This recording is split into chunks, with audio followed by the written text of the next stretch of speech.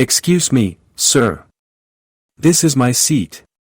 Lisa, the flight attendant, stood with her arms crossed, blocking the aisle as Michael struggled to catch his breath. The crowded airplane reverberated with a tense energy, hubbub fading into whispers and muffled gasps. Passengers nearby exchanged uneasy looks, sensing the impending conflict. Actually, I think there's been a mistake, Michael replied, heart racing, his voice steady despite the chaos surrounding him. I was assigned this seat. Here's my boarding pass. She leaned closer, her voice low but dripping with condescension. This is first class, you don't belong here. Her disdain was palpable, cutting through the air like a knife. Michael's pulse quickened. His palms sweaty as he clutched the pass, the anxiety building like a storm cloud overhead. The murmurs from nearby passengers grew louder, some rolled their eyes, and others shifted uncomfortably. The tension was thick, palpable, a live wire igniting as Michael's mind raced. I deserve to be treated with respect, he said, determination brewing inside him. Lisa scoffed, her gaze unwavering. You misunderstand, she declared, straightening her posture. This isn't your place. With each word she uttered, a wave of disbelief washed over him. He couldn't believe this was happening, not here, not now. Michael took a step forward, feeling the heat rising in his chest. My place? I have every right to sit here. You can't speak to me like that. Lisa's smile was sharp, barely hiding her contempt. Maybe you should check your ticket, or better yet, know your place. At that moment, Michael's mind swirled with frustration. How could someone so confident in their ignorance wield such power? The entire plane was listening, and he felt like a mouse in a lion's den, every eye fixated on his struggle. Why do you think you can just sit here? Lisa continued, her tone laced with disdain, raising her voice slightly as if trying to broadcast her authority across the cabin. You do realize this is a premium area, don't you? She leaned in closer, her eyes narrowing, exploiting the insecurities she sensed. I've done everything right, he said, desperately trying to defend himself amidst the mounting chaos. I followed the protocols. My ticket clearly states this seat belongs to me. The surrounding tension thickened as he spoke. Some passengers were watching intently, others feigning ignorance, hiding behind their screens, unwilling to intervene. Protocols? Is that what you call it? Lisa replied, her voice dripping with sarcasm. I think your problem is you think you have a right to be here, but you don't. Each word stung like poison, and Michael felt the embarrassment creeping up his neck. Excuse me? Michael shot back, the incredulity spilling from his lips. I am just as entitled to this seat as anyone else on this flight. This isn't about where I sit, it's about how I'm treated. Well, maybe you should know your place, Lisa snapped, crossing her arms defiantly, unaware of the eyes still on them. Oh really? Michael challenged, his heart pounding, trying to mask the wave of humiliation threatening to overtake him. What does that even mean, know my place? I'm not here to be anyone's ignorant target. The tension crackled like electricity in the air, fueled by the surrounding passengers who leaned in, some eager to witness the confrontation unfold, others tense with uncertainty. Lisa thrived in the spotlight, her posture rigid and authoritative, oblivious to the moral decay she embodied. Maybe you should remember this isn't some struggle where you can claim victimhood, she added, her voice cold as ice, but Michael's resolve began to sharpen. As the confrontation escalated, heads began to turn. Is this really happening? Someone whispered in disbelief, while others shifted uncomfortably in their seats, caught between the desire to help and the fear of consequences. The murmurs transformed the compartment into an arena, some seemed confused, others judgmental, weighing the scene before them.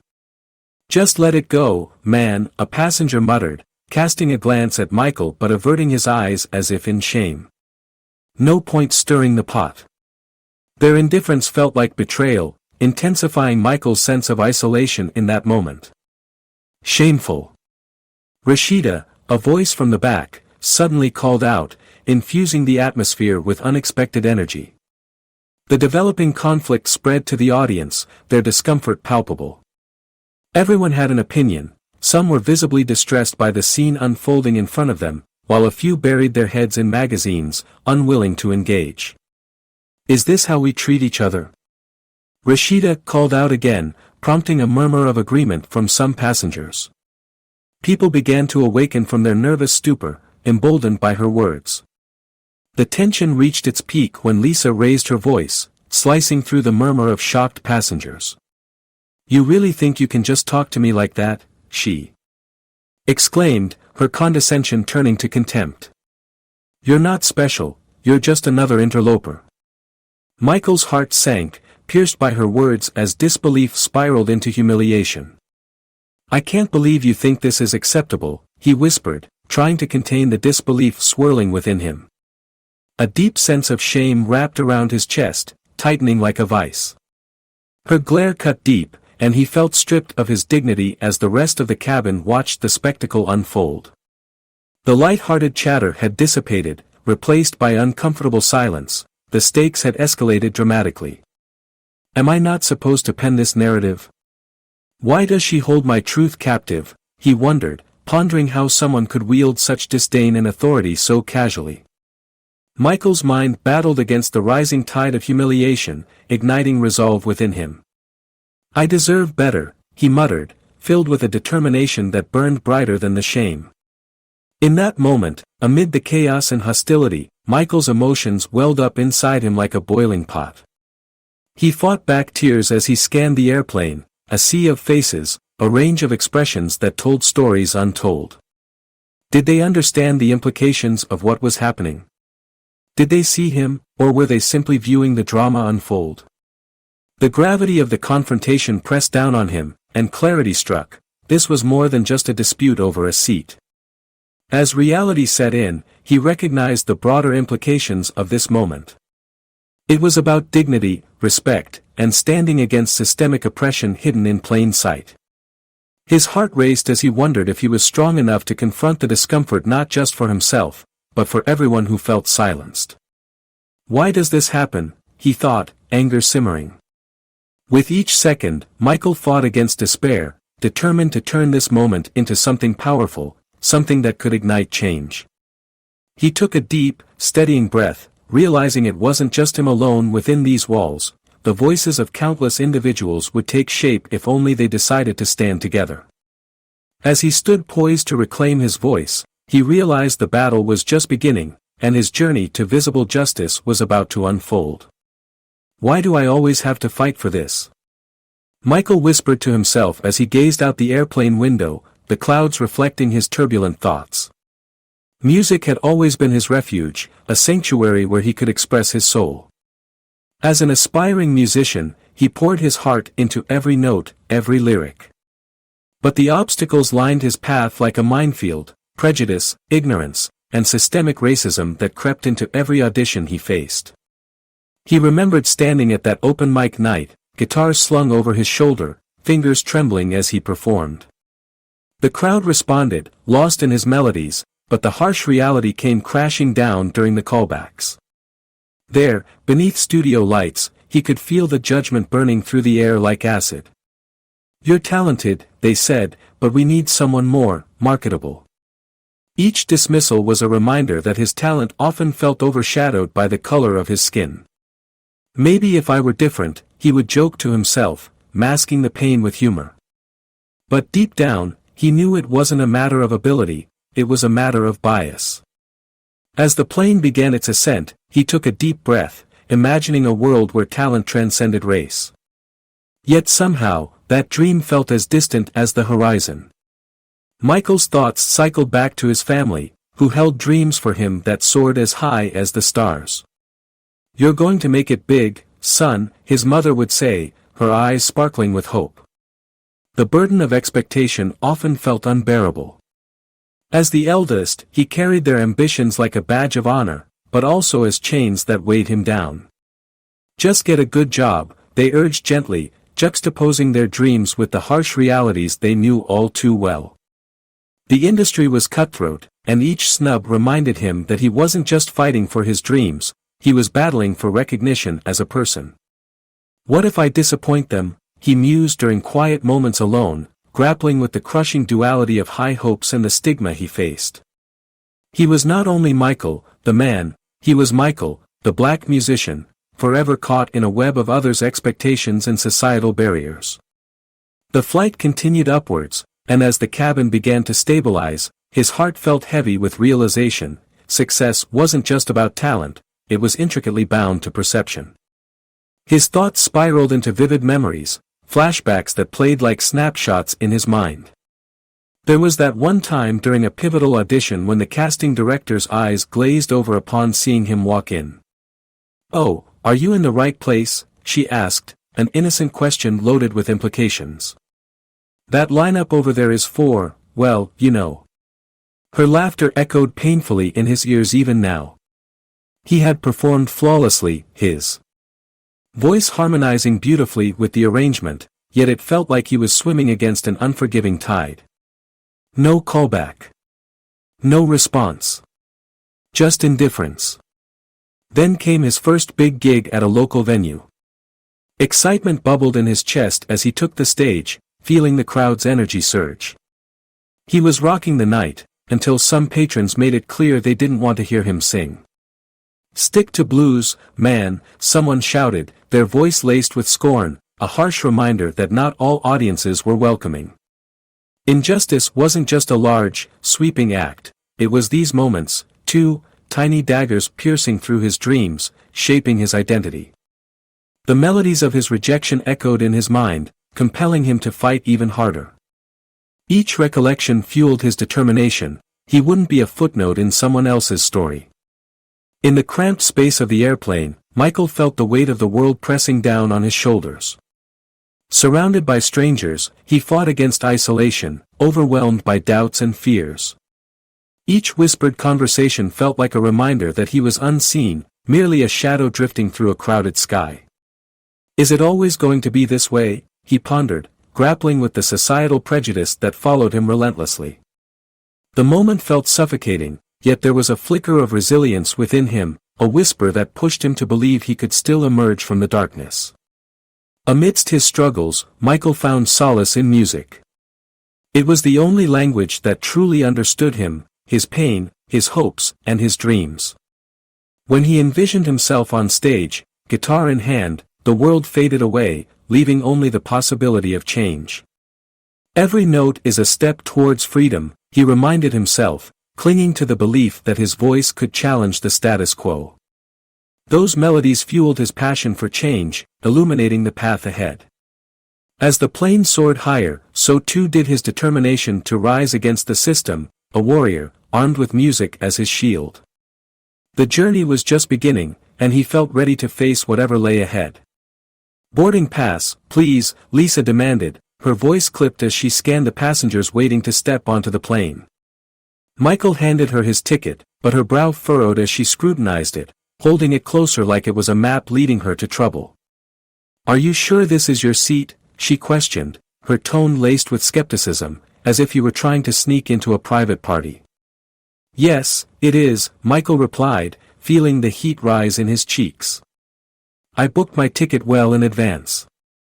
Lisa's blue eyes held his for a moment longer than necessary, as if searching for something that wasn't there.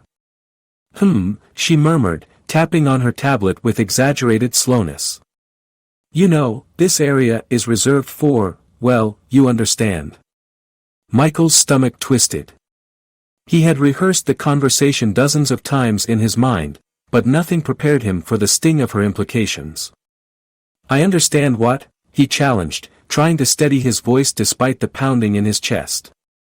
"Just making sure we're following the rules," she replied, finally handing his boarding pass back, her smirk clinging to her lips like sticky cotton candy. "Take your seat, and we'll be flying shortly." Michael stepped away, heart racing with frustration. Did she really think he didn't belong? It was just the start of a journey that promised to be bumpy. Settling into his seat, Michael tried to shake off Lisa's words, but they stuck like an unwanted melody. He pulled out his phone, focusing on a note he'd been working on, desperate to drown out everything happening around him. "Must be nice to get a first-class seat without being dressed for it," Lisa quipped as she walked by, raising her eyebrow as if I were a stray dog. "I hope you can handle the perks." "What do you mean by that?" he asked, looking up in disbelief. "No offense, but we're used to a different kind of clientele here," she retorted, his confusion only feeding her dismissiveness. Michael shook his head, anger surging. "Clientele?" he echoed, his voice low. "What's that supposed to mean?" "It just means some people have higher standards," Lisa snapped back, adjusting her uniform with a self-satisfied air. "You know, good shoes, suits, that sort of thing." Michael clenched his fists, feeling the anger boil beneath the surface. "I may not fit your stereotype, but I'm here to travel like everyone else." Words spilled out, bitter, righteous. "You don't know me. You don't know my story." Lisa stepped closer, her expression almost mocking. "You think I care? Just remember to keep your voice down, okay? This is a confined space." Conflicted emotions swirled within him. How could she reduce him to a stereotype, all while wielding her authority like a weapon? Did the others notice, or were they all too wrapped in their own lives, indifferent to the microaggressions taking place? Around them, the cabin buzzed with chaotic energy. Some passengers watched with wide eyes, others exchanged charged glances, but few intervened, too absorbed in their own worlds. A woman across the aisle lowered her magazine, seeming to catch the gravity of the moment. "Is everything all right?" she asked, her tone earnest but tentative, hesitating as if stepping onto a precarious tightrope. "Of course, why wouldn't it be?" Lisa shot back, the smile on her face devoid of warmth. Some passengers offered nervous chuckles, the tension palpable. Michael cleared his throat, trying to stay calm. "Everything is fine," he replied, focusing on the woman who dared to ask. "I just have the same rights as everyone else here." The words tumbled from his lips, fueled by frustration but laced with hope. Yet, there was an unsettling silence below the surface, like a thick fog. One man turned back to his playbook, while another grabbed his headphones, doing anything to escape the uncomfortable reality unfolding before him. Michael scanned the passengers, searching for someone, anyone, who might stand up beside him. Their reactions ranged from discomfort to indifference, but every judgmental stare made his heart sink deeper. "Do any of you see what's happening?" he wanted to scream. "Am I the only one who can feel this weight?" Strapped into his seat, Michael began to feel the walls closing in on him, the isolation making every breath harder. As the flight progressed, the cabin began to fill with muffled chatter, but for Michael, the ambience turned suffocating. Spectators sat around him, chatting away as if nothing was amiss, cocooned in their bubble of comfort. The weight of Lisa's disdain clung to him like a heavy shroud. "This isn't just my fight," he thought, frowning. "Why is everyone so silent?" The overhead lights flickered slightly, amplifying his feelings of vulnerability. With each passing moment, the thrill of travel morphed into a suffocating reality, leaving him stranded in a sea of indifference. Anyone could have spoken up, but instead, they buried their heads deeper into their devices, their silence deafening. Was this the world he had to navigate? A world where justice was put aside for the sake of convenience. He felt crushed under the pressure, the weight of societal prejudice pressing heavily on his chest, engulfing him whole. It was exhausting, and the fleeting glances from other passengers only reminded him that he was alone in this struggle. Their ignorance became his isolation, creating an invisible barrier between them, making him wonder if he could withstand the storm ahead. With every tick of the clock, the tension inside Michael boiled, strong and unyielding. Each moment of silence increased his realization that he couldn't remain passive. The thought of confronting Lisa bounced around in his mind, indecision battling against a fierce pull towards action. "Should I just sit back and take this?" he mused, breathing sharply as his heart raced. "Or do I stand up for myself?" He felt torn, caught between the instinct to blend in and the deep-rooted need to claim his space. What would standing up mean? Would it provoke further scorn? Or could it be the catalyst for something larger, something meaningful? This internal battle echoed his everyday experiences, where simply existing meant fighting for acknowledgement, for humanity. Stirring within him was a mix of anger and empowerment. He eyed Lisa, who strutted by again, bantering with other passengers, oblivious to the pain and frustration surrounding her. Michael shifted in his seat, fists clenching nervously. I have just as much right as anyone else, he thought fiercely. I will not be silenced. The anticipation of confrontation filled the air, and Michael knew that something had to give. It was just a matter of time. Let me make this clear, Michael, you're going to play a little game for your seat, Lisa said, an unsettling smirk creeping across her face as she stared at him down with narrow eyes. The cabin buzzed with disbelief as her words hung in the air, prompting murmurs among the passengers. Excuse me? A game? Michael's voice cracked, shock and anger dancing in his tone. This isn't some playground. I'm a paying customer. Right, but we have certain standards here, and unfortunately, you don't meet them, she replied, leaning against the bulkhead as if relishing the moment. So how about this? If you want to keep your seat, sing a little tune for us. His heart raced, not from embarrassment alone but from the sheer audacity of her demand. This is ridiculous.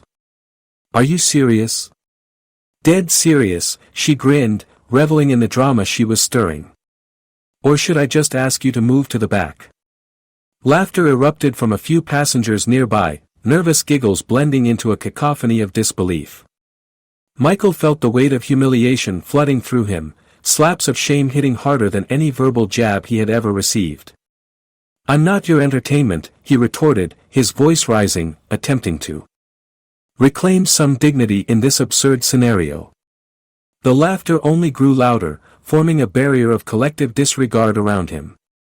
Come on, it'll be fun. Lisa persisted, her voice ringing defiantly in the tightened atmosphere. Prove you deserve to be sitting here. And in that moment, Michael knew he stood at the edge of a precipice. Was he ready to fight back against the degradation, or would he submit to her contempt? The atmosphere shifted dramatically as gasps filled the air, eyes darting among the passengers. Many pulled out their phones, ready to record, turning the confrontation into a spectacle. Michael felt exposed, each flash from a camera felt like a spotlight shining directly on his shame. One woman, her expression a cross between concern and curiosity, whispered to her companion, "Can you believe this? He's just a guy trying to fly." Across the aisle, a middle-aged man shook his head, clearly uncomfortable. This is ridiculous, he muttered under his breath, but his eyes remained glued to the unfolding drama. Lisa, sensing the attention, played to the crowd, her laughter ringing out like a twisted form of entertainment. Come on, everyone. Who wants to hear our friend sing? Others shifted uncomfortably in their seats, and while a few attempted to interject, their voices drowned in the din of laughter and ridicule. Michael felt trapped in a fishbowl, everyone was watching, but few dared to speak up. Why is nobody standing up for him, he thought in despair, feeling the pressure closing in. The tension simmered, and it was clear that what was supposed to be a peaceful flight had turned into something darker. He briefly caught the eye of a passenger who seemed hesitant to intervene. Do something, he silently pleaded. Yet, the silence of bystanders stung more sharply than any words. The laughter echoed through the cabin, a mix of nervous energy and misplaced camaraderie. Some passengers looked between each other, unsure of how to respond. A young woman sitting a few rows back whispered, "It's a shame," but her gaze never left her screen. Michael felt the weight of their apathy, each click of a camera reinforcing the isolation that wrapped around him like thick fog. Is this acceptable to you? He thought, feeling a swell of anger at their complicity. Come on, folks. Show some spirit. Lisa shouted, leaning over the aisle as if trying to rally the crowd, her confidence growing with every laugh. How about a little support for your fellow passenger? A few joined in on the laughter, some clapping along as if in approval of this absurd charade. Someone needs to tell her to stop, Michael thought desperately. But nobody else seemed willing to take that step. Why don't you just sing, man? It can't be that hard, called out a voice from the back, an attempt to humor the moment but making Michael feel even more lost. Yes, he could sing, but he wasn't about to be manipulated into it.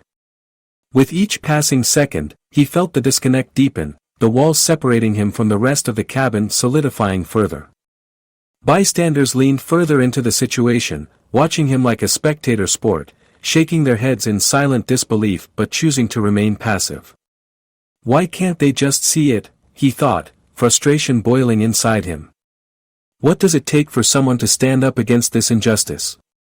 His thoughts echoed louder than he would have liked, and he wanted to scream, to tear down the silence that surrounded him. Yet, he remained tethered to his seat, feeling more like a pawn in a cruel game than a passenger on a flight. As laughter faded momentarily, Michael grappled with disbelief and anger. The humiliation hung heavily, wrapping around him like chains.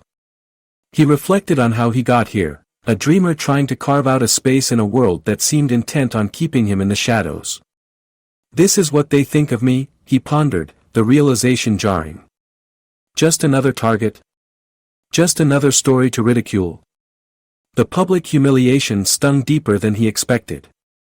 He thought about his family, his passion, and everything he had sacrificed to pursue music. They had always stood behind him, believing in his talent, yet here he was, reduced to a joke. What did I do to deserve this? He asked himself, bitterness rising within. In the eyes of onlookers, his dignity felt like a fragile thing, worn thin by Lisa's condescension in the silence of witnesses. Michael closed his eyes, willing himself to breathe against the mounting chaos. Each beat of his heart sent a wave of rage pulsing through him, a storm brewing. He was not just Michael, he was a representation of all those who have faced unjust treatment. I can't let her strip me of who I am, he resolved quietly, feeling a spark of defiance ignite within. He had to remind himself, he was more than this moment, more than a target of ridicule. A game, he muttered under his breath. I'll play, but on my terms. Frustration boiled over for Michael. The outrage coursed through his veins like fire. Each taunt and laugh had fed his desire to confront the absurdity of the situation. Lisa's smirking face loomed in his mind, and he could feel the anger rising. Enough is enough, he thought, clutching the armrests tightly, knuckles whitening as he steeled himself. The whispers continued to encircle him like a tightening noose, suffocating and relentless. Michael knew he had to fight back against the public shaming, igniting a spark of defiance that felt nearly foreign yet liberating. I refuse to be a punchline, he declared silently. I won't let her dictate how I'm seen. He took a deep breath, finally deciding to rise from his seat. All eyes were on him now as he stood, a mixture of fear and anticipation swelling within. Individually, they had chosen to ignore the injustice, but collectively, he realized, perhaps they could witness a transformation. Hey, Lisa, he called out, his voice confident but tinged with palpable emotion. The cabin turned silent as his challenge hung in the air, a moment of hesitation that could change everything. As all eyes turned to Michael, the intensity in the cabin swelled, emotions hanging thick in the air. Do you always treat people like this? He asked Lisa, voice steady, but anger simmering just beneath. A few passengers exchanged glances, their discomfort evident, yet Michael pressed on. I'm not a game for you to play. I'm a paying passenger, just like everyone else here. His words reverberated in the air, leaving a trail of stunned silence as the weight of systemic biases hung over them, a collective realization of what they had chosen to ignore. Michael felt a wave of empowerment washing over him, his heart surging as he spoke from the depths of his experience. This isn't just about me, this is about the way society treats people like me every single day. Fury turned into a testament, carving space for change. He understood the anger simmering within, echoing the injustices faced, not just by him but by countless others swallowed by prejudice. As he stood amidst the tension, the silence spoke volumes, both a reflection of shame and an invitation for others to join the fight against injustice. The conversation had begun, but he knew this was only the awakening of a much larger dialogue. "Hey! What's going on here?" Rashida's voice cut through the thick tension in the airplane cabin, a sudden ray of light in an otherwise murky situation. She stood up from her seat, her presence commanding as she pointed directly at Lisa. "This isn't just some game to play with people's dignity. You can't treat him like that." All eyes turned to her, shifting from Michael to Rashida, intrigued and appreciative of her courage. Lisa faltered, her confident demeanor momentarily shaken by the unexpected confrontation. "Excuse me?" Lisa replied, her voice dripping with disbelief and arrogance, but Rashida pressed on, unyielding. "You heard me," Rashida continued, unwavering. "This is completely unacceptable. Why are you making him jump through hoops just to keep his seat?" Michael felt his heart race as the weight of Rashida's words began to settle. He had been invisible, but now someone was voicing his frustrations, demanding justice. The cabin stirred with murmurs of agreement, several passengers began nodding, emboldened by Rashida's bravery. The dynamic shifted, and it felt as if the air around him had changed completely. "Maybe it's time we all speak up," Rashida urged, looking around at the multitude of faces, some shocked, others curious. "This kind of treatment happens too often, and it's time we put a stop to it." Michael couldn't believe what he was hearing. For the first time, he felt like he wasn't alone in this struggle, as if the spirit of resilience was igniting within the entire cabin. "I faced something similar a few flights ago," Rashida began, her voice steady as she recounted her own experience. "I was on a flight where a black traveler was treated like he didn't belong there, just because of the way he looked. I watched him be belittled by the crew, just like what's happening now." The murmurs morphed into a collective gasp as passengers processed her words. Michael watched, captivated as Rashida's story began to peel back layers of hidden injustice they had all seen yet remained silent about. "It was painful to witness, and I didn't say anything then," she admitted, her voice now raw with emotion. "But I regret it every day. We can't let this cycle of bias continue. We have to confront it whenever we see it." Her vulnerability resonated deeply, igniting familiar memories within many travelers. A man in the front row shifted uncomfortably, recalling the day he witnessed a similar act. "I just didn't want to get involved," he whispered to a companion, guilt washing over his features. Rashida continued, "We live in a world where people are often judged by the color of their skin, rather than their character. It's time for all of us to act, to push back on this unspoken rule." Michael found himself nodding, a mix of admiration and hope building within him. Rashida was giving voice to the pain that had weighed him down, and it felt liberating. "Let's make this the moment we confront indifference," she declared, her eyes sparkling with conviction. "Let's speak out for Michael and for everyone who has experienced this before. Together, we can start a shift." The atmosphere in the cabin buzzed with energetic anticipation, the tide of fear beginning to turn. As Rashida's call for justice echoed through the cabin, other passengers started to stir. An older gentleman stood up, his face firm with resolve. "You're right. I should have spoken up last time. I was quiet, but that ends now," he continued, raising his voice. "This is about common decency. How can we allow this to happen?" The momentum began to swell like a wave, further emboldening others. A young woman in a business suit joined in, "I won't sit idly by while another person is degraded for no reason. This is so wrong." Whispers of agreement rippled through the cabin. "We need to stick together," one woman echoed, her voice shaking slightly but filled with determination. "We owe it to ourselves and to each other to be champions for what's right." The atmosphere transformed from one of tension to solidarity. Michael felt the empowerment washing over him, mixed with a sense of disbelief at what was unfolding.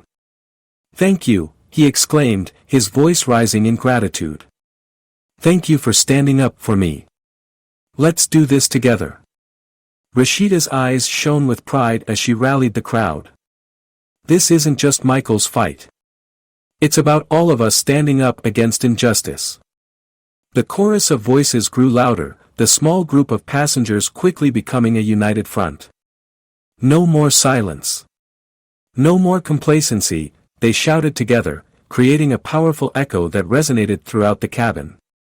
Lisa looked taken aback, her earlier confidence crumbling as she faced the growing wave of solidarity directed at her. "This is ridiculous," she announced defensively. "You can't just, oh, but we can," a passenger interrupted sharply, the sharpness in their tone cutting through the air like a whip. "We're tired, Lisa. Tired of your arrogance and this entitlement." Uncertainty flickered across Lisa's face as she realized the ground beneath her authority was shifting. The tide had turned. The support for Michael pulsed through the cabin, and the collective voices surged like a powerful anthem. Each brave declaration pierced the air, transforming the palpable tension into an emotion-laden connection. Passengers who had once shied away from confrontation now stood united, demanding accountability.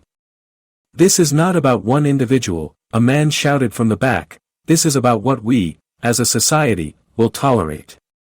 The atmosphere buzzed with newfound compassion. Michael, sensing the shift, allowed hope to infiltrate his earlier despair. "This feels like a movement," he thought, feeling buoyed by the energy surrounding him. Activism had ignited in flight, the ordinary transforming into the extraordinary as they collectively turned their backs on complacency. They exchanged knowing glances and nods, their shared frustrations morphing into strength. "Look, we're not going to let Lisa dictate how we treat each other," Rashida said, her voice firm but filled with warmth. "Everyone deserves common courtesy and respect, regardless of their race. It's about humanity. It starts here, today." Lisa's composure trembled as the realization dawned on her, her authority no longer held sway over this group. The faces that stared back at her were unwavering. This isn't just about this moment, Michael thought, reflecting the resolve in the eyes of others. This is a louder call. This is a demand for change. As the crowd rallied around him, Michael felt a surge of empowerment conquer the fear that had consumed him.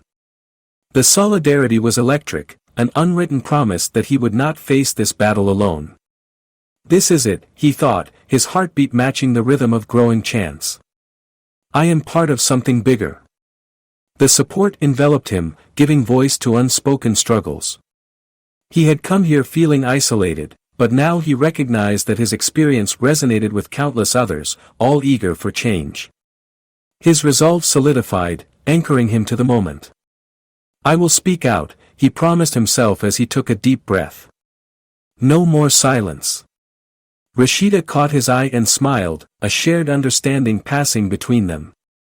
No words were necessary, he felt his voice growing stronger alongside those around him. "We're creating a ripple effect of change," he thought, finally allowing hope to surface. "Together, we can impact the world around us, starting right here."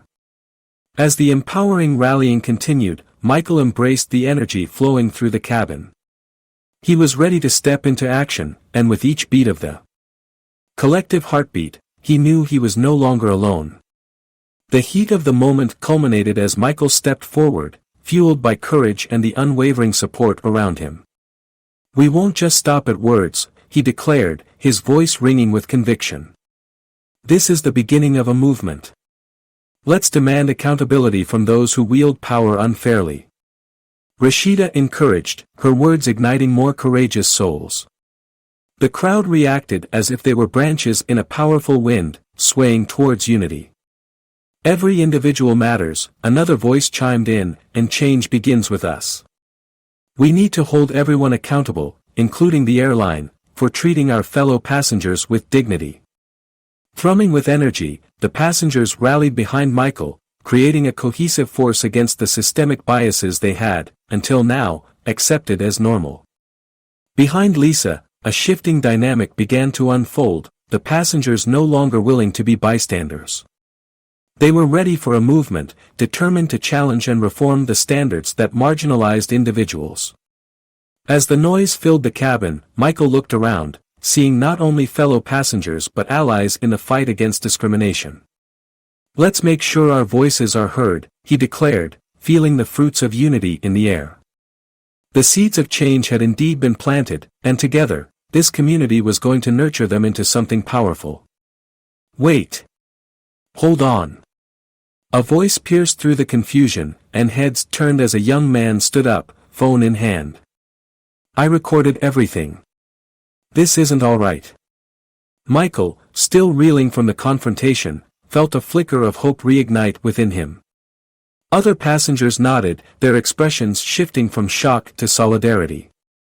"I have footage of what happened," said a middle-aged woman, her cheeks flushed with determination.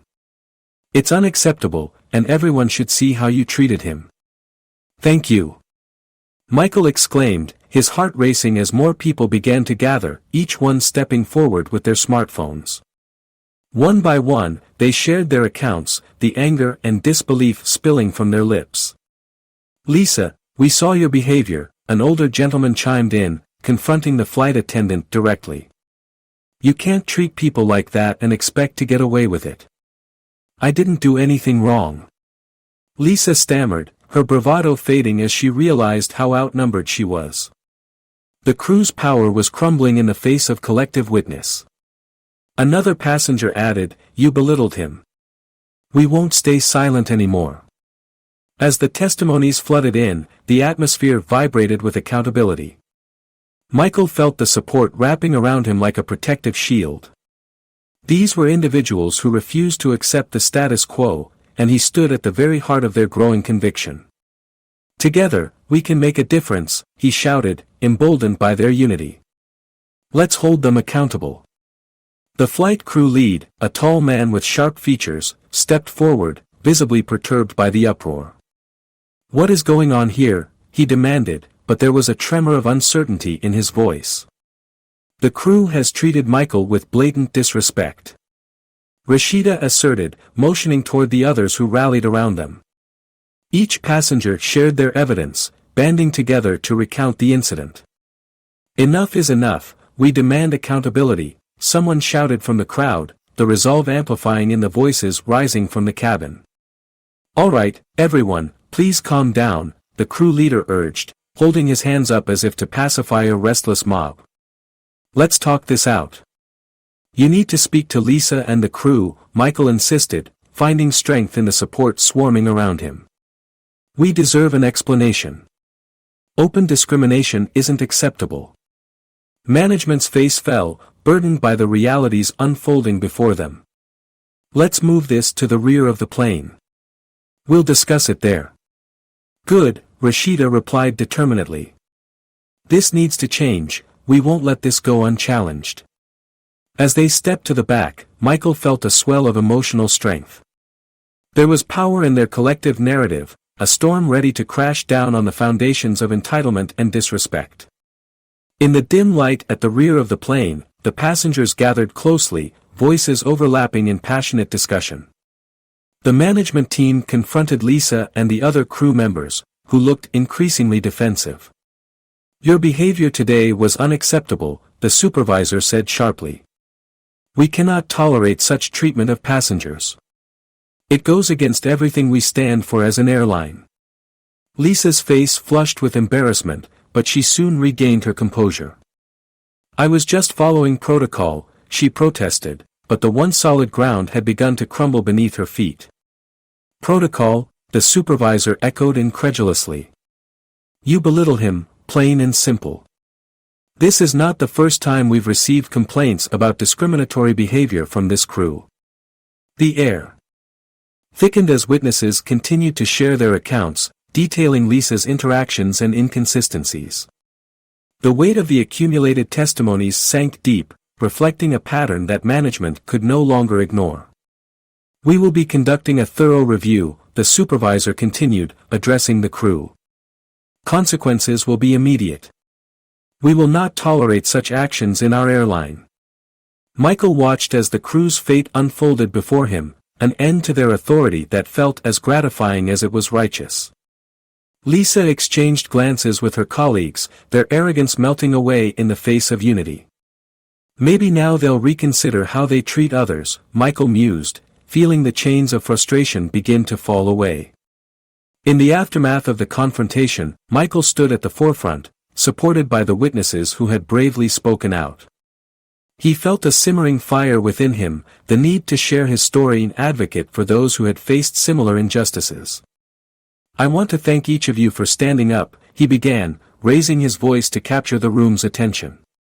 "Today, we've shown that we will no longer accept disrespect or discriminatory behavior. We are stronger together." His words resonated, an echo through the cabin. "This isn't just about me, it's about everyone who has ever felt less than because of their race. It's about all of us joining hands to demand dignity and respect." The crowd hung on his every word, their faces filled with admiration and hope. "We need to take this further. We need to ensure that such incidents never happen again." He took a deep breath, reflecting on the weight of the responsibility he now felt on his shoulders. This is our chance to shed light on systemic racism in the aviation industry. Let's make real change, not just for ourselves, but for future generations. As his voice grew, it fueled not only his resolve but also that of the passengers surrounding him. They were not just there to witness, they were here to enact change. "I urge you all to share this, to talk about it," he continued. "We need to create a ripple effect to challenge the status quo. Let's show everyone that we demand better." As news of the incident spread on social media, the momentum surged. Clips of the confrontation flooded various platforms, sparking conversations that sliced through barriers like a hot knife through butter.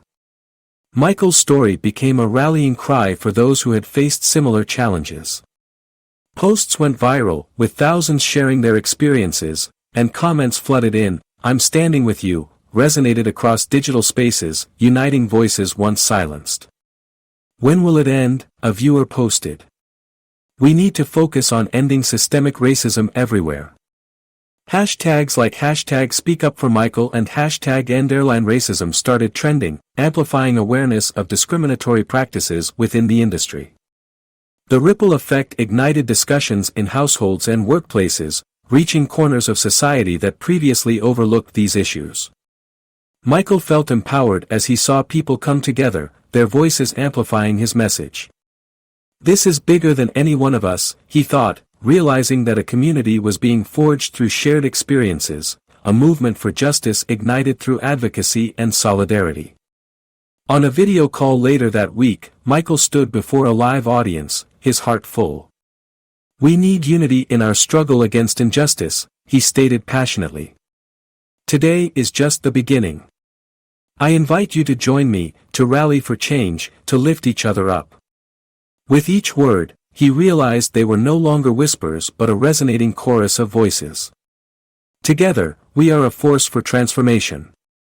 Let's show the world that we stand united against discrimination and for justice." As the energy in the room surged, Michael knew they would confront racism boldly and proudly, one step at a time. "Hey, everyone. It's Michael," he began, his voice resonating with sincerity as he addressed the camera directly. "I want to talk to you about something really important, the experiences of racism and injustice that far too many of us face daily.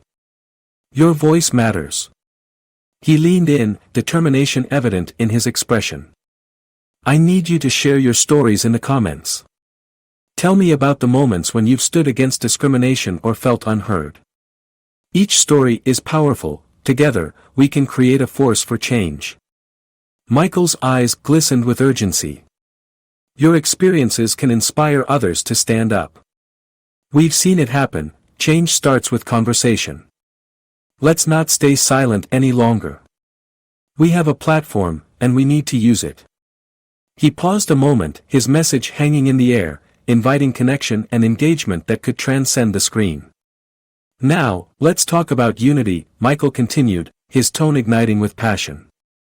"When we come together, we create a ripple effect that can shake the very foundations of discrimination.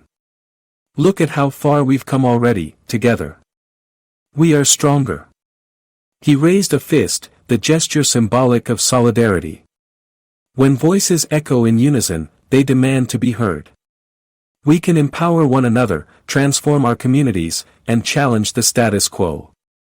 It's not just about one person fighting a battle, it's about all of us standing in support, standing for justice, he emphasized. Your voice counts. Share it. Speak up. Together, we can make waves of change that no one can ignore. Michael's fervor was palpable, igniting conviction among viewers, urging them to envision a future where solidarity prevailed over division. Before we continue, I want to reach out to you, Michael said earnestly. Your engagement means everything. If you find value in these conversations, please like and subscribe to our channel. He smiled warmly, his words sincere. Every like, every share contributes to raising awareness about the ongoing issues surrounding racism. It helps spread these vital discussions to wider audiences who may not yet understand the depth of these challenges. Let's work together to ensure our voices are amplified, he urged, an encouraging light in his gaze.